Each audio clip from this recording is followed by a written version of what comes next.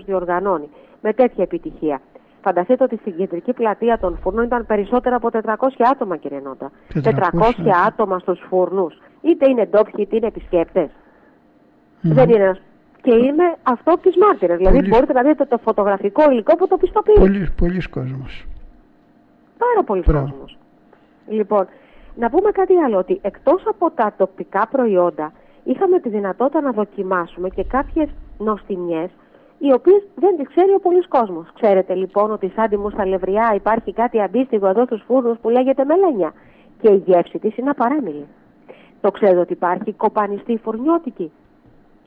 Εγώ δεν το ήξερα, γιατί πίστευα ότι από το νησί της μάνας μου την Μύκονο έχουν εκεί τα σκύπτρα στην κοπανιστή. Δοκίμασα λοιπόν και πήρα τη μεγαλύτερη συσκευασία που βρήκα, γιατί καταλαβαίνετε, να γυρίσω τώρα στη Σάμο και να μην φέρω κοπανιστή της μανούλας, καταλαβαίνετε τι έχω να περάσω. Της μαμάς σου, μάλιστα. Της μανούλας, ναι. Μάλιστα.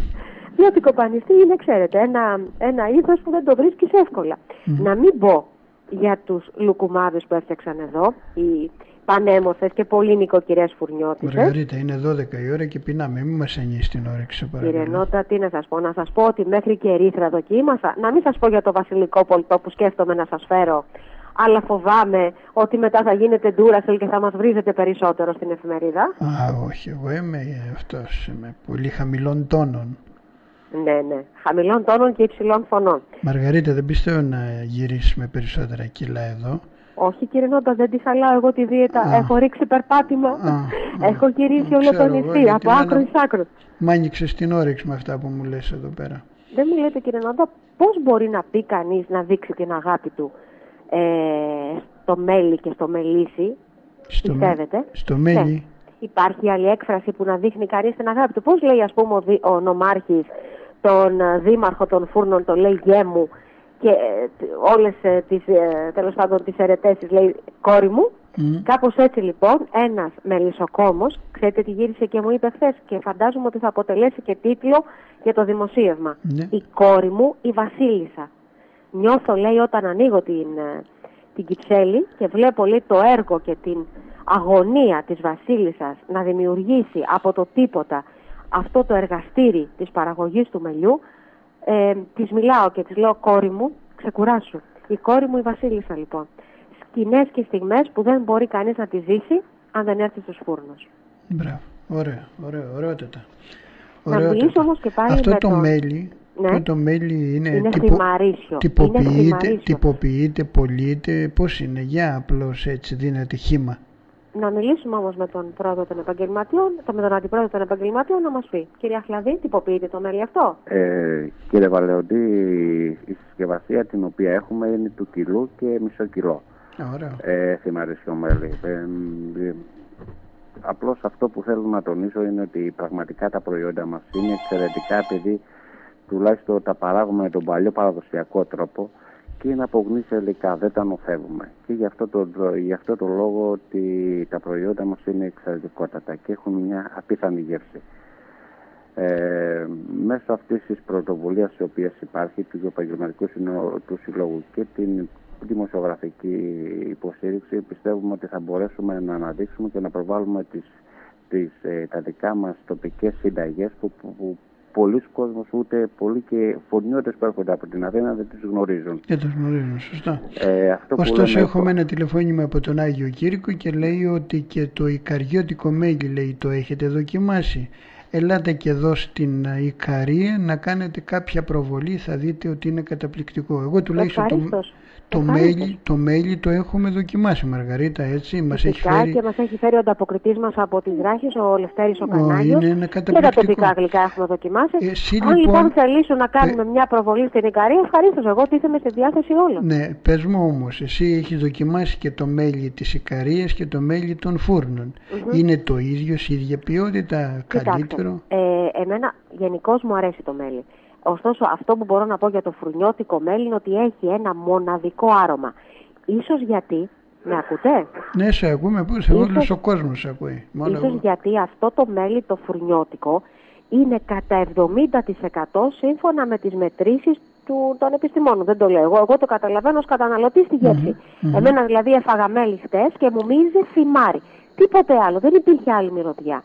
Δεν υπάρχουν, δηλαδή ίσως είναι πολύ δυνατά τα αρωματικά φυτά και αυτό που συλλέγουν οι μέλισσες δίνει ένα πολύ βαθύ και έντονο άρωμα στο μέλι που το κάνει πολύ γευστικό και πολύ μυρωδάτο. Ανοίγεις δηλαδή τη συσκευασία και έρχεται η μυρωδιά πριν καν τη γευτείς. Πάντως αυτό θα με επιτρέψει να αμφιβάλλω ότι έφαγες μέλι και έγινε τα χείλη όλα μέλι κλπ. Αμφιβάλλω γιατί χθες που είχαμε μια τηλεφωνική επικοινωνία ήσουν επιθετική εναντίον μου και επομένως δεν είχες φάει μέλι. Έφαγα αργά το βράδυ, κύριε Νόντα, αν είχαμε μιλήσει νωρίτερα. Αν καταφέρει το φουρνιώτη και ο μέλι να με μετατρέψει σε γλυκιά, τι να σας πω, θα πάρω 10 συσκευασίες, τότε πας και γλιτώσετε από μένα όλοι. Ακόμα να πούμε πως εδώ στους φούρνους οι άνθρωποι έχουν μία τάση. Ποια είναι αυτή η τάση? Να ενσωματώνουν στην τοπική κοινωνία τους επισκέπτες. Δηλαδή, είδα ανθρώπους που είχαν έρθει από την Αυστρία, είδα ανθρώπους που είχαν έρθει από το πλατή της Συμμαθίας, είδα ανθρώπους που είχαν έρθει από τη Βόρεια Ελλάδα, είδα και άλλους που είχαν έρθει από τη Γερμανία, από την Αυστραλία.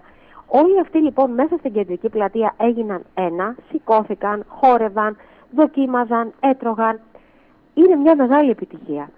Και οι όποιες μικρές οργανωτικές αδυναμίες φαντάζομαι ότι οφείλονται στο νεοσύστατο του συλλόγου και φαντάζομαι ότι οι άνθρωποι αυτοί δεν είχαν κανένα λόγο να παρατήσουν μέσα στο κέντρο της τουριστικής περίοδου τις δουλειές τους και να δουλεύουν από το πρωί μέχρι το βράδυ για να διοργανώσουν αυτή την εκδήλωση. Που ελπίζω και εύχομαι να γίνει θεσμός. Όπως έχει γίνει και η γιορτή των ψαράδων εδώ στους φούρνους.